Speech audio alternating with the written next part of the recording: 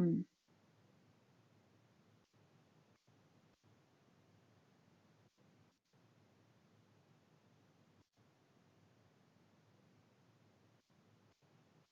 yeah.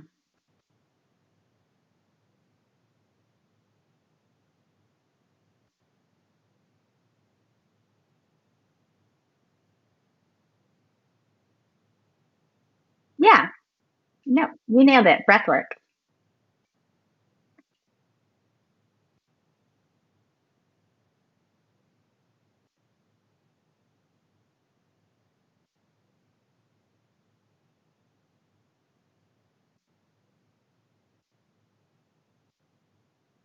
Mhm.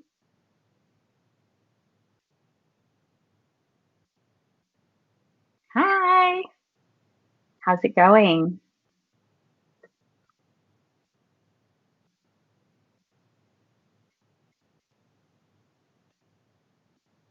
Yeah. So I've been a Pilates instructor for the last I think 12-ish years. And I was doing research for like to open a studio, and I kept seeing breath work on schedules in LA. I kept seeing it on schedules in New York. I live in DC. I'm from LA. And I kept seeing it, but I never got to try any of the classes. But I just started to kind of think about like what breath work was, and I started to do some research on it.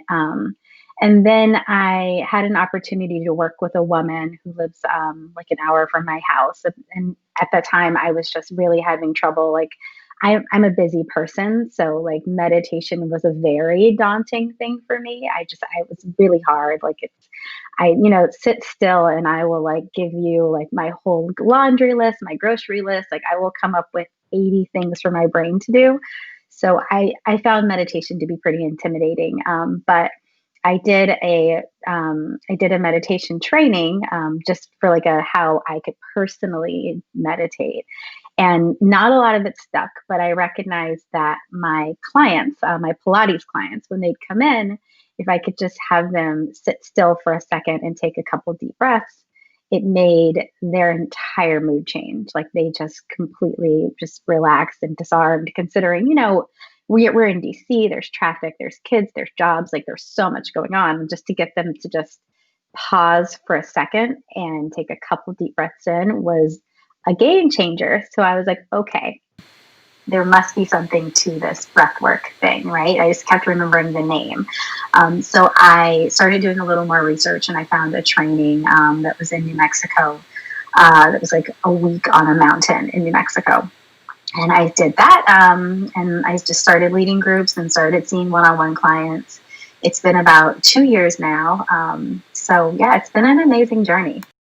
Loving it. Like, I've gotten to meet people of all different walks of life, all different spiritualities. And yeah, at the end of the day, like, breathing is really, really one of our most basic needs, but it's also really accessible, right? Like, you don't need special tools or a special thing for it, which is something that I especially love because it means that pretty much anyone can do it anywhere, right? Right. Now, so let me ask you this. With that, like, when did you realize your passion in the health and wellness industry? I think, when did I realize my passion? That's such a tough question for me. So I've always been athletic. I was like a gymnast as a little kid. I went to a teeny tiny private school, which is important to state when I tell you I like was on the basketball team, the volleyball team, I was on soccer. Like, it's So not you were that it. You were impressive. our star athlete. You did Yeah, but everything. there was like 60 people at my high school. Like, it's not an impressive thing to claim that. But yeah, I've always been active. And when I graduated from undergrad with a degree in journalism, I was pretty sure I didn't want to be a journalist. But I knew I liked movement. So I was entertaining the idea of going to physical therapy school and getting my master's. And I was just calling around. This is like before you could go online and look at these things. I was calling places because in order to go at that time, I don't know what it is now, but in order to go and get my degree in physical therapy, you had to have like 500 volunteer hours or something like that. So I was just calling around and asking people if they would hire me. And this woman was like, this industry is changing. If you go and get massage certified or get Pilates certified, I'll hire you. So that was in 2004. And I was like, okay, I'm going to learn about Pilates, I guess, because I didn't want to be a massage therapist.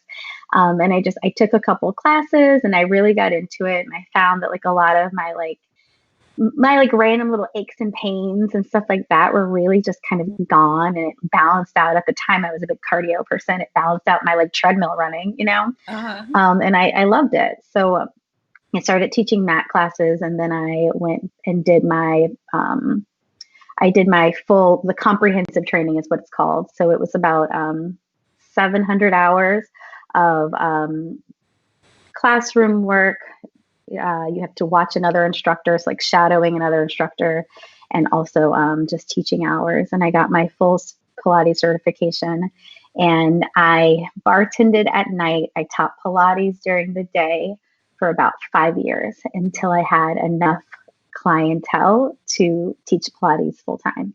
Wow. And yeah, and then I've been self-employed for the last 10-ish years.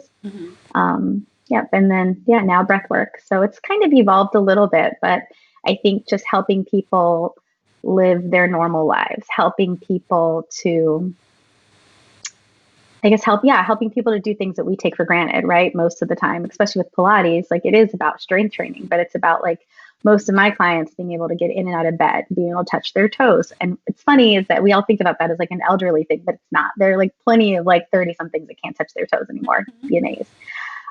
So yeah, that's it. That's, I think, right. Did I answer your question? So with Pilates, is it different than being like a regular like fitness instructor? Like, is it something special about Pilates? Um, there is a lot of training that goes into Pilates. I will say that. I think that's the biggest difference I can think about. Like if I've done like other certifications, um, like a spin certification or something that's maybe a weekend, whereas Pilates takes like a year. So, and not that everyone in fitness isn't constantly learning, but I think that's one of the bigger deals. And then with Pilates, the style that I teach, it's done on equipment. I don't know if you've seen any of them, like the reformers and the Cadillacs and the Lunda chairs. So there's a little bit more like body manipulation that goes on. But essentially, I talk for a living. I stand, I talk, I stand, I tell people what to do. That's literally it. Like everyone always jokes with fitness. They're like, oh my God, you must be in great shape. You just work out all day. I'm like, no, I stand and I talk. That's what I do. I analyze, I talk more. When would you say you realized that you wanted to be an entrepreneur?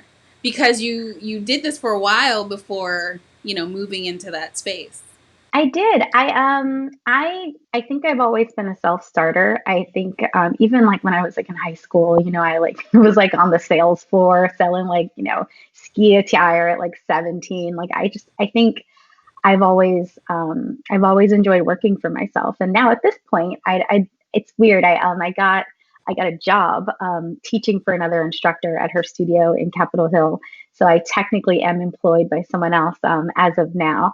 But it's still very much like a self-run type of establishment. So yeah, I don't know. I think it always worked for me. Like when I did work for other people or for corporations, I was always in like a training style of position. It was always like a, corporate trainer or something like that. So I think I was used to leading. And then the idea of not having to have any employees, which is really a tough time. I think that was always an awesome thing for me as being self-employed, Yeah, I can go on vacation if I want to. Now, did you ever tell anyone have fears around launching a business? I think I walked into it a little bit blindly. I think I have fears now as I run a business for sure. But I think for me, like I was teaching Pilates during the day, I was bartending at night. And then I was working for like a major gym. And then I just, I didn't agree with a couple of the things they were doing. And I just was like, well, I don't want to do this anymore. I don't want to do this. And I remember I was good friends with my boss and I was like, hey, I'm going to leave. So please stop giving me new clients. Like I will be completely professional. Like I won't contact anyone. I won't tell them I'm not going to do any of this. And it's actually interesting because I warned people, I was like, hey, I'm leaving. I don't want to talk to you about where I'm going or anything like that. Um, I said, but I just don't want you to buy like a package of 20, knowing that I'm only going to be here for another 5 sessions. Right. Right. And I left that gym, being as professional as possible They about it. And found I you. think 98% of my clients came with me. Like just 2 weeks later, it was like emails. Hi, I think it's been long enough. Are you ready to take me? Do you have room? Did you give my appointment away? Do you still have my time? Like people like didn't care. They're like, no, you're my person. So we're just sticking with you. So were these like one-on-one Pilates Yes. sessions? So Yes. talk to us a little bit about that. Like, so a lot of people have been, home. Some people probably did some things that they probably should not have been doing while they were at home. What are some Right. things that we can do to get summer ready, even though Oof. summer's here? Yeah. Okay. So there are a lot of, one of the silver linings of this entire thing, according to me, is that there are amazing fitness instructors online who would have never been online. People who swore they were never going online are online. A lot of them are pricey, a lot of them are free. So I guess just kind of depending on like what your level of what you're willing to invest, you can really get some awesome workouts at home. And even then, like I think the difference of like following someone online versus just doing it on your own is they do tend to cue a little bit differently for that. Like they can still look through the camera and see you. So, I think it's a little bit safer than just working out on your own. And also, I think it's just like and this is for me, I just think like the guilt of it. I'm like, oh, if they saw me sign in, I've got to tough it out for this full hour. I think it's easy to be at home and get distracted. You're like in a plank, like, God, I should have vacuumed. Like, what have I been doing? It's easy. It's really easy to like go get a glass of water and like accidentally look at your phone and now you're returning emails instead of doing your workout. So Exactly. there's definitely a benefit to joining classes online. Like I've never been an online fitness person and I'm really enjoying the classes I've been taking, like just dance classes and things that maybe I wouldn't have been that comfortable with, like a dance class in a group, but if I'm in my apartment, who cares, right? Right. I can just jam out to like And so, like, to hip hop, whatever. where do you go for your like virtual classes? So I really like 305 Fitness. They have free classes on YouTube, actually, led by I think like the person who started 305, and that's like an awesome like just hip hop dance type workout. The thing I'm addicted to, which is where people are, I was talking about who they're never online and now they're online, is the class by Taryn Toomey. It's this workout that's part like moving meditation with squats and like a lot of just like kind of body movement. It's wonderful. I really like it. And that one they have, I think the first 2 weeks are free. And then after that, it's $40 a month. Mm. But if you go to the class in real life, it's like $40 a class. So again, that for me felt like a deal, but I mean, a lot of my friends like just, you can flirt around with stuff and do like 2 hour, Yeah. 2 weeks at a time. Right. And then I have to plug the Pilates studio that I now work at, Rooted. They have online classes also, and I've been taking some of those, and that's just a Pilates mat class, and they're smaller classes. So again, if you're doing something harmful for your body, there's a good chance that the instructor is going to be like, oh, drop your legs, make sure that you're really taking care of yourself. Right. Doing it the right way. Exactly. We are speaking with Chauna Bryant, the woman behind Chauna.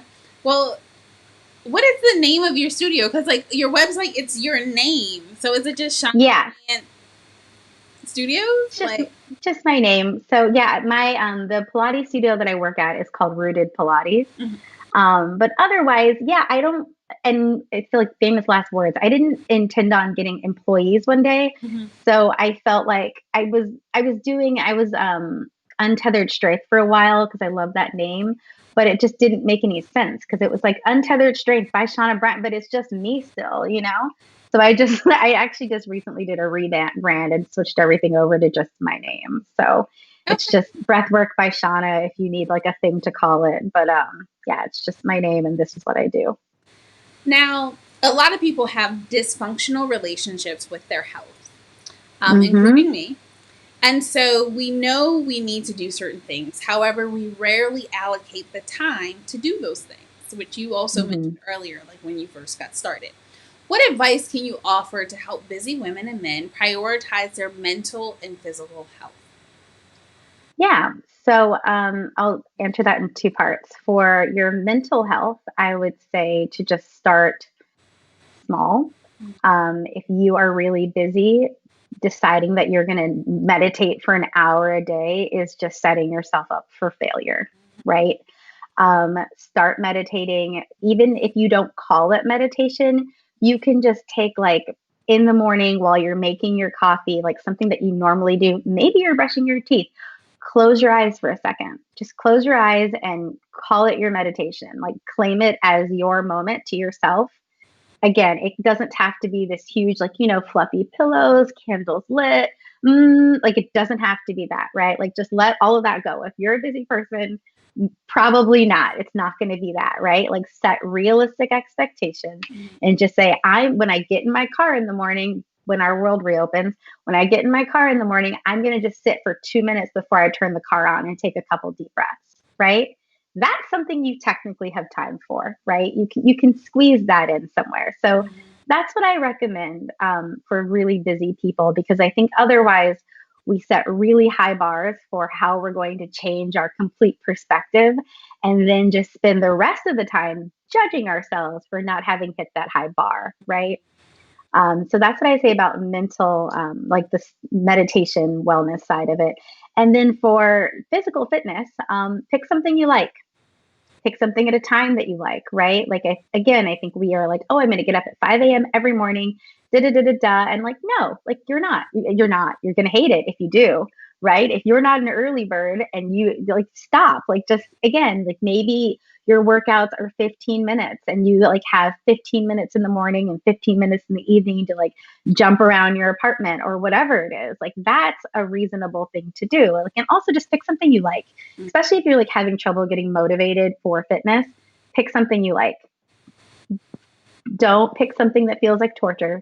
Don't feel something that you hate because you know it's good for you. Just for a little while you're like building that endurance, while you're conditioning your body to start enjoying fitness again, pick something that feels like magic.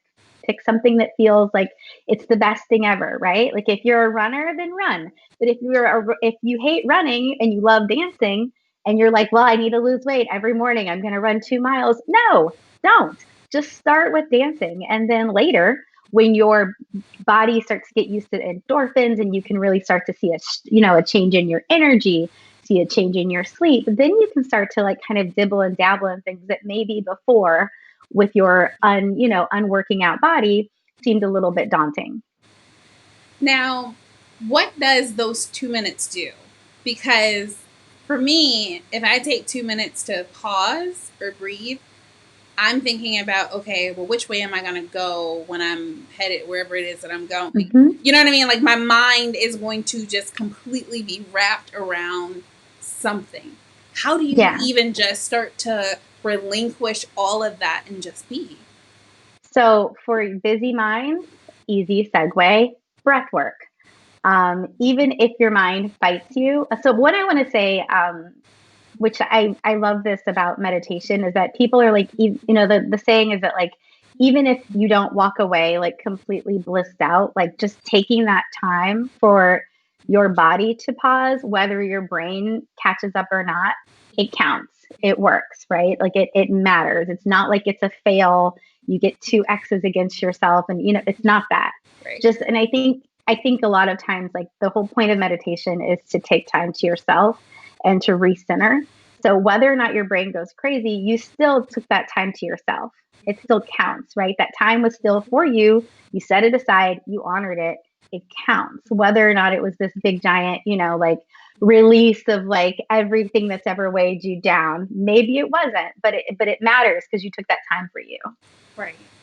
Yeah. Now, how beneficial is breath work to your mental health? So breath work work is amazing for mental health in that it really helps us feel less stress. It helps us work out anxious thoughts. Breath work is an amazing way to really just like gain more self trust. Like I think people use the word ground a lot or build better intuition, but I think it makes you more confident in your own decisions. It makes you more confident in your thoughts, if that makes sense. And then also, yeah, for those of us with busy brains, imagine just having a little bit of a break, right? So it really helps with fatigue too. It helps because you're not you can really sort things out with a little bit of time. Your body can relax with a little bit of time and you can feel less overwhelmed. Wow. No, that's good.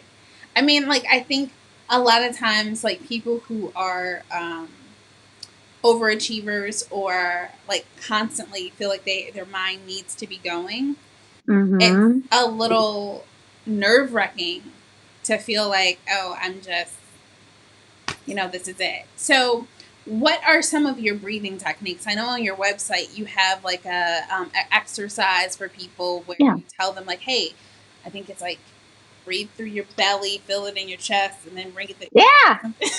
How cool. Oh my God. That's so fun. So I feel like you'll understand this. Like, so you build these websites and you like pour your whole, like all of your energy and all of your dreams into them. And then you just throw them out in the world and you're like, did anyone see it? Like, did anyone see it? Did nobody? Anybody? So I'm like, so like know that you like made my day by even knowing that you were on there. Thank you. But yeah, so there's a couple different types of breathing. There's lots of styles of breath work. But the two things that I recommend, box breathing is a really good one. Just if you're in like a situation where you need to calm down, where you really feel a big sense of overwhelm. And box breathing, it's and depends on the count on this. So know that you can pretty much pick your own path. But it's where you breathe in for a certain amount of time, you hold for the same amount of time, and you send your air out for the same amount of time. So can we do So a quick let's call it, Can you let's call teach it me? 4 seconds. Of course. So press your floor. Hey. Sit up nice and tall. And I even wore my work clothes just for you because I normally don't. Nice. I'm in part workout clothes. I'm in my I dressed up for you. So there we are. We both do our best to show up, right? Okay, so you can keep your eyes open or closed, but essentially you're just going to take a big breath in and let your breath come in for 4 seconds. So breathe in for 1, 2. You want to start over? Okay. Breath in, exhale, and then breathe in for 4, 3, 2, and hold your breath for 4, 3, 2, 1. Release slowly. 4, 3, 2, and 1. And then again, in for 4, 3, 2, 1. Hold 4, 3, 2, and release for 4, 3, 2, and 1. So even something that simple, harder to make your list in your head, right? Yeah, because you got to focus. Exactly. Focus on breathing right. That's the whole point of breath work, is that it gives your brain something to do. If you imagine there's like a little kid who's just like running around and you give them a ball and you're like, go sit over there. That'll buy you some time. Yeah. Maybe not hours, but it'll definitely buy you a little square of time, right, so that you can have a little bit of time to do whatever you need. And it's the same thing. Like the breath busies your brain so that your body can relax, so that your body can release, so that your body can feel. Now, I've noticed, like right now, everybody is kind of on a high. People have been in the house. The state of our nation is just, everything's just kind of like crazy. As it relates to children, though, I feel like things for them are still very trying, and they are adjusting because they've been home from school. They've had to deal with their parents instead of their teachers. Can you do these exercises with your kids? Or do you have suggested exercises with kids to help them calm down, and especially if they're anxious children? Yeah. So it's funny. I did a workshop for one of the schools here in DC, and it was insane because I don't think we're that old, but like I was in the classroom and I was like, how many people have tried meditation? All hands went up, and I was like, seriously? was like, okay, who can tell me what it was? Another hand, perfect definition. Like I think kids are luckily they're very aware of meditation. And I mean, I can't imagine what our world would look like or what we'd be doing right now if we'd had meditation like Right. as children Right. or in our 20s. God, right? Like Right. one of us would be president. So like the world would be at our fingertips. Right. So yeah, with children, the two style breath that I lead is they say it's like usually like a 14 years and up is usually an okay for that. But I imagine I don't know is the answer to that. I imagine that there is you could probably do box breathing with kids. I know Maybe I have 2 seconds meditations. instead of 4. Yeah, exactly. And just let them count out loud. Like let them breathe and count. Like I'm sure some sort of counting would be the same as like just like a way to center them and a way to let them let go of whatever thing they're stressed about for that moment. Right. I think breathing is also an awesome way to, gain a little perspective,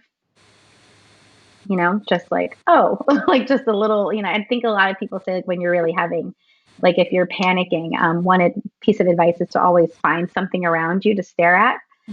Because it helps to take you out of your body for just a second so that you can focus and ground in. So like if I've got like plants around my desk. So like I would look at a plant and rather than like flooding my thoughts with what's going on, what am I going to do, blah, blah, blah, blah, blah, blah, blah.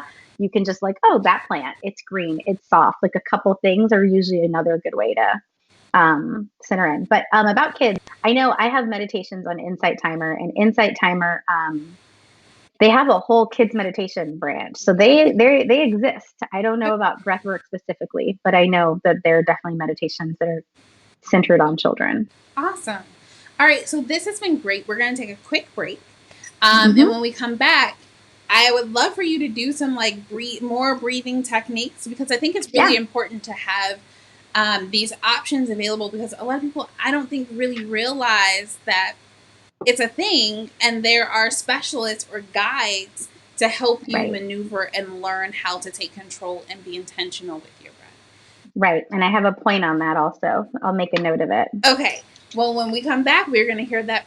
For now, we're going to just hear, just go to like a quick break, not long. It's about a 60-second break. So we'll be right back after the break. All right. Perfect. Yeah. Good morning and welcome to Angel's Prayer Breakfast. I'm plug my computer in and stuff. And I'm excited to spend this next 60 minutes. How sweet. Fill up the room, oh God. We enlarge you this morning. I just thank you, Lord God. Oh Lord, I'm available to you. There is nothing you have going on in your life that can change God from being who God is. Because I know that the stars keep record of the moments of joy that I find, because when I'm So I want to share with you 3 things to help you manage your unwanted emotions and your feelings in life. Because you are God, and beside you, there is no other. Not one, no, not one. All right, and we are back. All right, and we are joined by the amazing Chauna Bryant, who is a breathwork specialist. And so before we went to break, I was essentially asking about some, people knowing about breathing techniques and being intentional with your breathwork. So what was the tip that you wanted to share with us, Chauna? So I have been in 2 groups in the last week. I led one group, and then I was part of another. I participated in another person's like online meditation. And both times, someone commented at the end that they had never found a breathwork guide who was a person of color. They thought that breathwork was only led by white women, which there are a lot of breathwork guides who are white women. But when you were like, people don't know about it, I was like, one, they don't know about it, but they don't know that we're here. We are out there. I'm like literally making a list right now of like people of color that are breathwork guides, because I think it's so important for people to be able to pick guides and healers that they feel reflect their values, that they feel reflect their passions, and can understand what it is that their life path has looked like so far. So now, is that is there what I any wanted to say. science behind the power of breath work, or, anything that you can share that would really encourage people to say, okay, this may be worth me taking a moment to pause for those 2 minutes, or, or with breath work, is it a longer amount of time? So if you go to a breathwork guide, or if you come to like one of my virtual groups, our breathwork is usually about an hour. We talk for about 10 to 15 minutes. People can share what's been going on with them. If people are working it with a specific intention, and that's something simple, usually like, I would like to be more patient, or, I would, I want to love myself more. I want to make better decisions for my health, for example, right? We usually will set those in the beginning. And then the breath work itself is usually about 40 minutes. And that is 32-ish minutes. And this ranges from different instructors. But it's about 32 minutes of the active breath. And then there's kind of like a shavasana, or like a part of rest afterwards, where most people are pretty blissed out by that point. So they just kind of like relax and enjoy like kind of some of the hard work that they've put in. Now, what does it typically consist of? Like, I've been to your site. I know that you're like, okay, and you have such a calming voice. Okay, now rest. Lay back. So to walk us through what that process is like. So we would do the 2-part breath, and I'm going to show you that in a bit. But yeah, it's a 2-part breath that helps to relax the mind. It helps helps us be more connected to our bodies, more connected to our feelings. It helps us be more present in the moment. So essentially, Chauna, can I ask a question? Okay, yeah. So you keep saying this whole connected to your feelings. Mm-hmm. I'm probably extremely disconnected from my feelings. So why do we want to be connected to our feelings so much? Because you keep saying it. And I'm like, well, yeah. So, I mean, I think especially as women, especially as Black women in this world, we have lived in an environment where it's not appropriate for us to feel, if not for our safety, if not for our jobs, if not for having to be strong for relatives.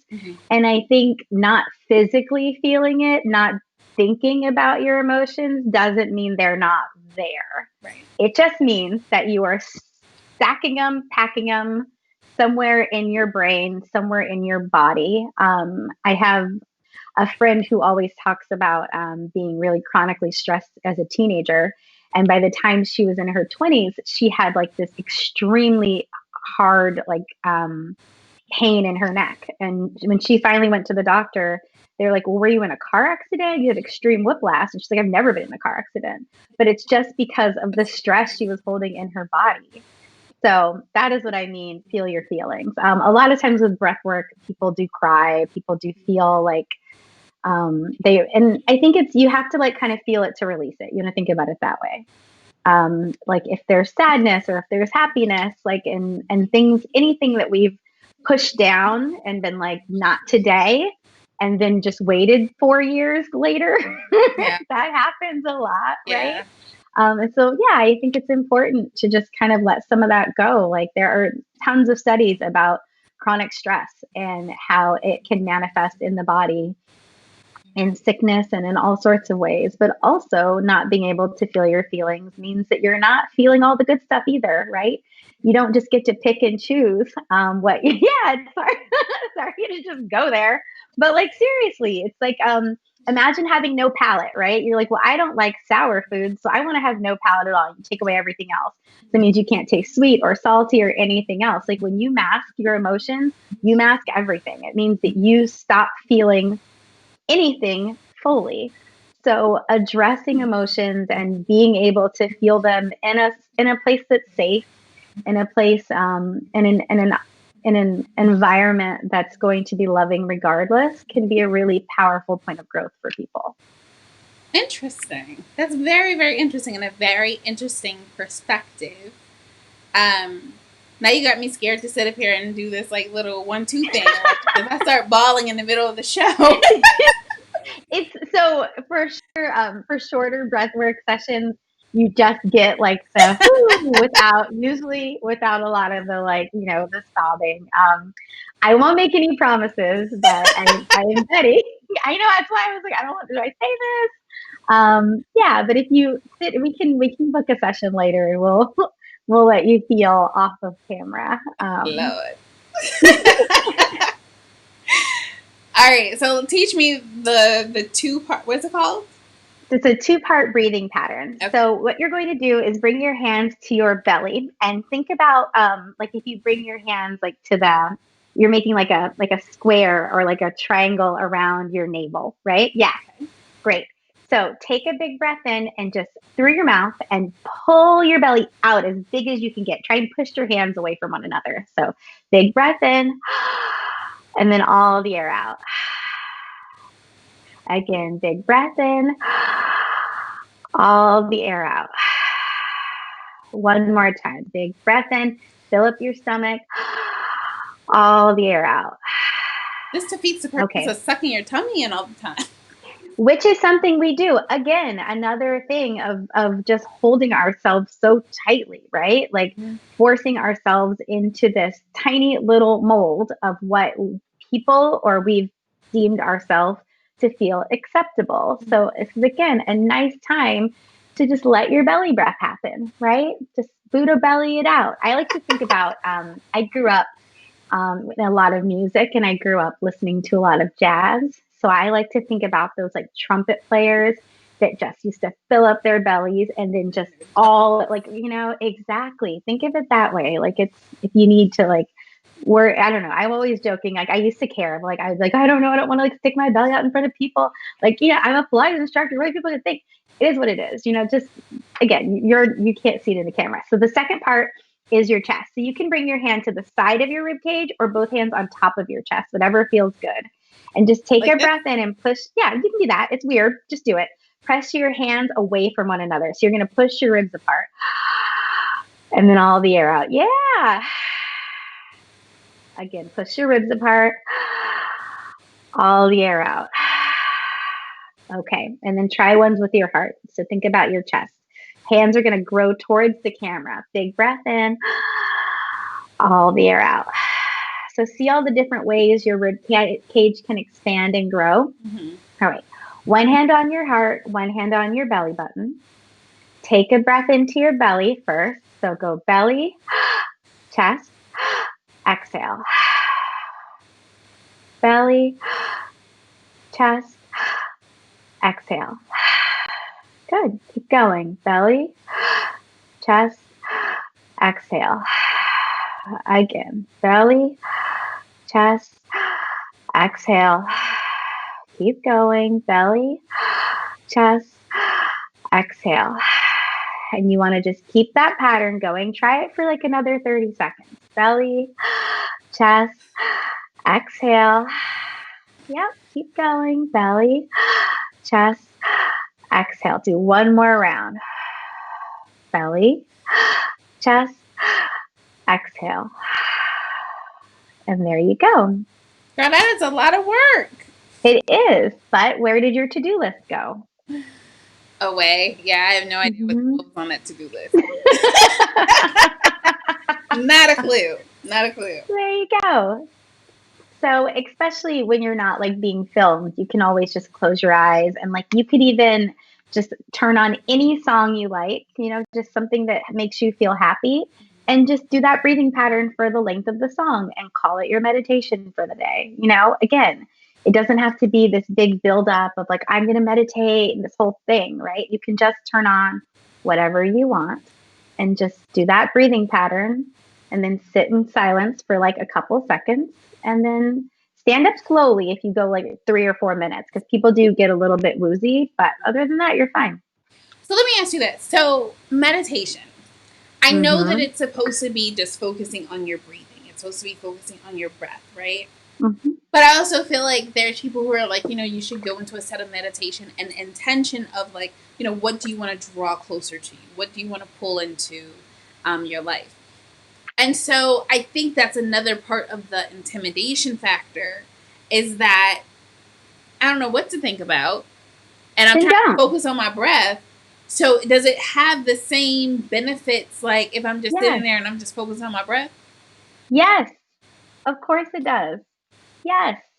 You don't have to have a goal. You can, I think I advise everyone every time they walk into any sort of meditation to walk in with zero expectations. Just like, I'm going to do this and I don't care what happens with it. I'm taking this time for myself, right? Not going to set a goal. Like when I tell you, I decided I was going to learn to meditate and I created like a chart and I had my days and I would like check mark or, or like I'd grade how it went. Like just let that go. Like let that go. Just let it go.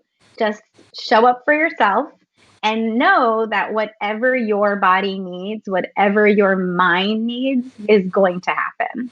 Just have faith in that process. Now, a lot of us are very hard on ourselves.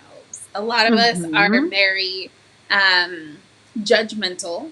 And if we feel like we've sat there and we've done it wrong, we're like, oh, I'm not going to waste my time doing that again. What are some words of encouragement and advice that you have for that person? Yeah, if you're doing it, then if you're doing it, if you called yourself meditating for 2 minutes, then you meditated. That's it. Like it's like, I think you just have to, one, know that meditation, especially in the beginning, you're not going to walk away feeling like you're like doing backflips and, flipping flower beds or anything like that. Like, I think you have to give it some time, right? Maybe give it a week and see how you feel rather than just a one and done. And I think that's most things in life, right? Like very few things short of like cupcakes are just amazing from the first freaking step, right?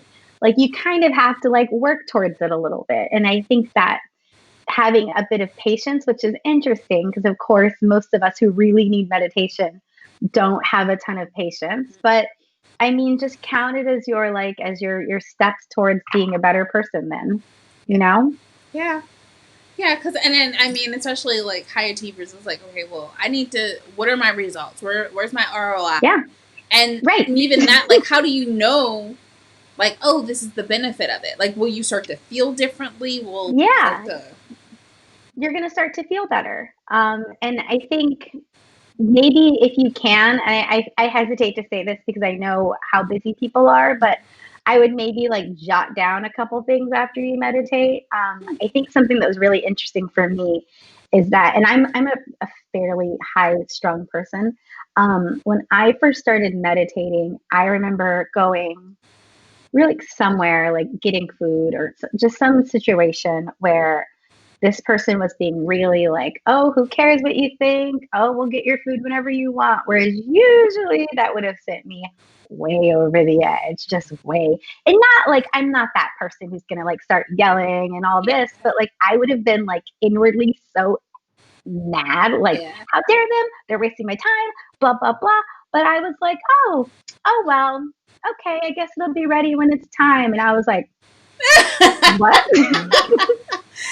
You had to do a double take to you. Yeah, like, whose thought was that? What do you mean I don't care? So I think with meditation, you have to take these little tiny victories, right? Like little moments where you maybe would have blown your horn at someone, but you're like, screw it, I'm not in that big of a rush.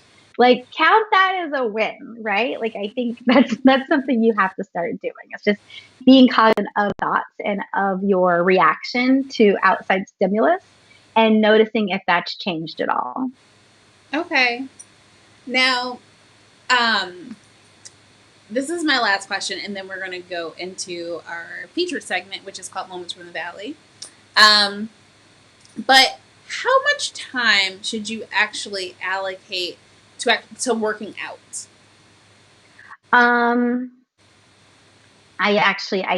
There's like a statistic about this, like from the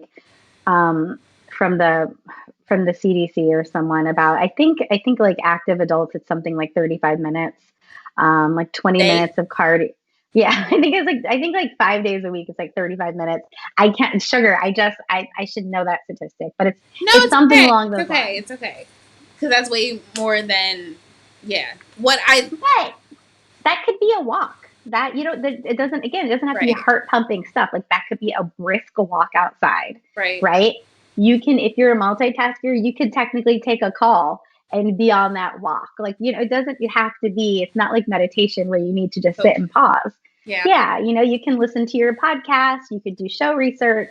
There's all sorts of stuff you can do while you're moving your body, right? There's no rule that says you have to do it sitting down. Just make sure that you're, if you're walking, obviously it's something you're listening to. Just like don't walk and read a book, right? Because that's be safe. Yeah, be safe, be smart. But I think it's like 20 to 35 minutes a day for adults. I think that's the thing. It sounds reasonable. Yeah. And the funny thing is like I just came off of this meditation challenge. It was a 21 Oh, really? Meditation challenge. How did it go? You weren't going to start with that? No, girl, no. Because I felt like I failed. Like, so I'm like that person. Like, I see. And so the great thing was, like, it was like a Deepak Chopra 21-day meditation challenge. Mm-hmm. And so you're listening to him and he's talking to you. And then, like, there's, like, a journaling part of it, which helps you kind of, like, stimulate your mind as to, okay, this is what I'm kind of going to be focused on. Yeah. And then from there, the whole thing was about 15 minutes, like, of the audio. And then, like I said, the extra part was, like, the writing. So I would say maybe 30 minutes, right? Okay, that's quite a commitment. Exactly. So hence the challenge. And I'm, like, I'm a competitor, so I'm like, okay, I'm not going to start something and not finish it, so I'm going to finish this. So I feel like it's one of those things, like, if it's a challenge, I think high achievers, we have that, we know when this is going to end. I just got to make it to that end date. And so now that it's over, it's like, oh, well, maybe I need a new challenge. Like, how can I challenge myself to keep going? How were the meditations for you? How did you feel before and after them? So I thought they were pretty good. Like, I would say, like, before, and it's of course a lot going on in everybody's life. But after the meditations, I would just be like, oh, okay. Like, okay, cool. Like, but I would do them like 2:00 in the morning. Like, I'm a very late. I'm up oh my God. late. Okay. So, like, afterwards, I would kind of go to bed, which kind of probably defeated the purpose. I think it probably would have been better in the morning. No. It was fine? Okay. Yeah, maybe it helped you rest more soundly. You never know. Yeah. Like, because I really don't know. Yeah. So, yeah. So, I've done it. It's just a matter of, like, was that right? Yeah. No, it was right. Okay. Yeah. I think with meditation, especially, it's hard for people because there's not always the tangible, right? There's not always like and then yesterday, I was a completely normal whatever it is you're trying to work through, it was fixed, right? Right. I think, I think that's what makes meditation hard. But yeah, I don't know. If you did it, you did it. If you did it, it counts. I did it. Yeah. I did it for 21 days too. So, oh my goodness. Bravo. So I'm actually proud of myself. But yeah, so thank you so much for sharing this information and for sharing I feel like this is such a piece of who you are. And so it definitely came across in this conversation. But now it's time for our Moments from the Valley. Now, I know you're probably like, I don't know what that is, but our Moments from the Valley is where we would like to know a place and time where you did not know how you were going to make it out of a particular situation. So we would like to know what that situation was, how you made it out, and then what was waiting for you on the other side. Oh, okay. So I think I mentioned this earlier, but I really wanted to open my own business. I'm a self-employed, but I wanted like a brick and mortar. I wanted a Pilates studio, which in DC, that's hard, just because the bottom line's hard, right? With retail space. So I ended up opening I opened like a mini studio in the back room of this gym. And I like painted it, and all my friends were there, and I had a whole opening ceremony. We did a meditation, and it was this big deal, and it's something I'd been working on forever.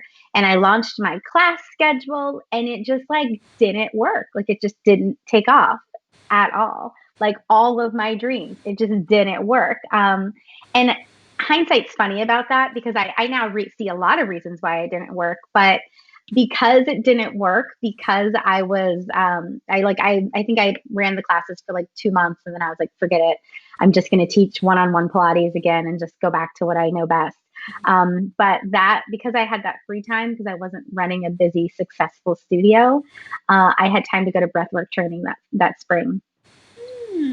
And there's no way I'd have been at breathwork training if I had a bustling studio. If I'd had what I thought was my dream, I would have never made it to training. I wouldn't have had the time. I wouldn't have been able to take a week off to go to New Mexico.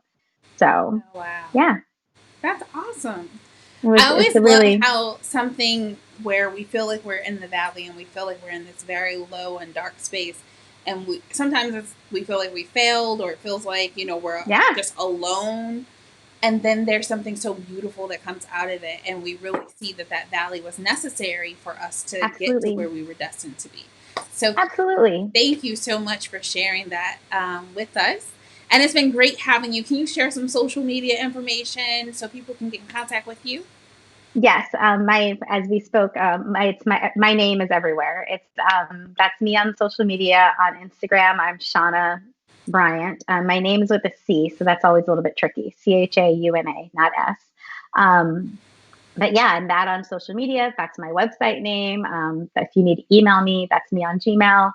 And I've been doing virtual groups, usually like once or twice a week. Mm-hmm. And I've been working really hard to make sure they're accessible. So my virtual groups are priced, I think the lowest are like $8, and then the normal price is $32, because I do think we're in a tough time in our country, and I want people to have access to some relief. I want them to have access to a community or a place where they can feel safe to share their voice and talk about what they're going through. So, those are virtual. So you can join me anywhere in the world, literally. Just depends on your time zone. But yeah, I look forward to interacting with some people. Oh, that would be awesome. And maybe what I can do, maybe I will host a virtual breathing party for Women Behind the Business members. That would be a lot of fun. Let them know. That would be a ton of fun. And yeah, we can do like a whole virtual experience for everybody. So yeah, of course.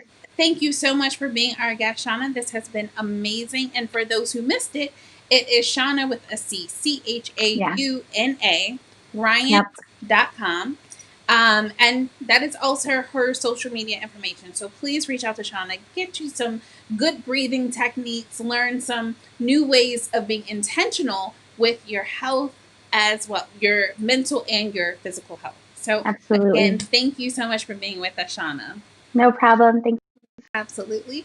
Now, one of the things that I want to close out by letting you guys know is that we have a dynamic program coming up on Juneteenth called IamBlack.org.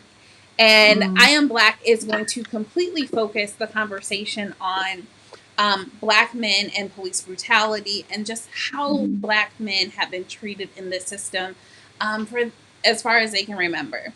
So I would love for you to join us. That is taking place on June 19th at 7 p.m. on YouTube. It will be a live conversation. You can register for the event so you can get reminders by going to iamblack.org. And yes, as I said, I'm super excited about the program. After our premiere of the video at 7, then we have a live panel that features some phenomenal speakers. We have the chairman of 100 Black Men, Mr. Thomas Dortch. We also have Michael Eric Dyson, who is a part of our panel. We have Howard John Wesley from Alfred Street Baptist Church.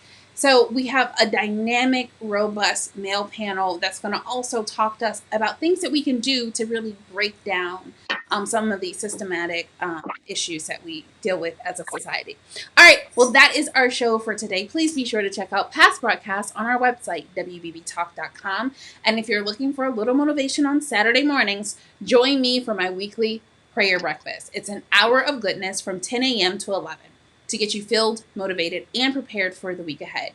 To access the prayer breakfast, go to angelsprayerbreakfast.com. Again, 10 a.m. Saturday mornings. And you can also follow me on Instagram at AngelInLivis. To learn more and to access all of my special events, information is there.